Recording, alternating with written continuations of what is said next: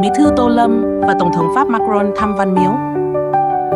Tổng Bí thư Tô Lâm và Tổng thống Pháp Macron cùng phu nhân thăm Văn Miếu Quốc Tử Giám, thưởng thức nhã nhạc cung đình Huế tại Hà Nội. Sáng 26 tháng 5, Tổng Bí thư Tô Lâm và phu nhân Ngô Phương Ly cùng Tổng thống Pháp Emmanuel Macron và phu nhân Brigitte Macron thăm Văn Miếu Quốc Tử Giám ở Hà Nội. Năm 1974, vua Lý Thánh Tông cho xây dựng Văn Miếu để thờ Khổng Tử và các hiền triết.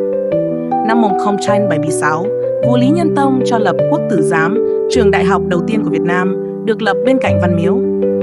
Ông Macron và bà Brigitte nghe giới thiệu về lịch sử vườn bia tiến sĩ.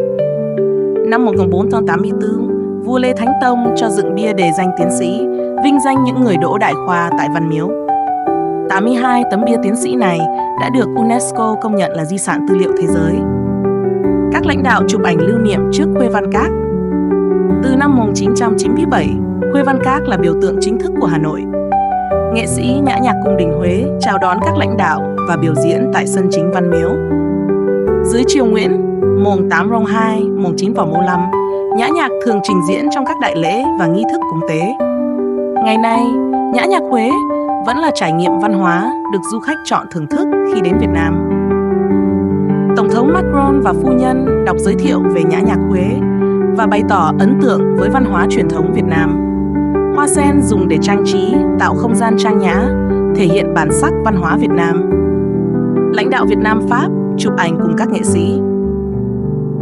Hướng dẫn viên giới thiệu sa bàn kiến trúc quần thể di tích với các lãnh đạo. Tổng Bí thư Tô Lâm mời Tổng thống Macron đánh 3 tiếng trống sấm.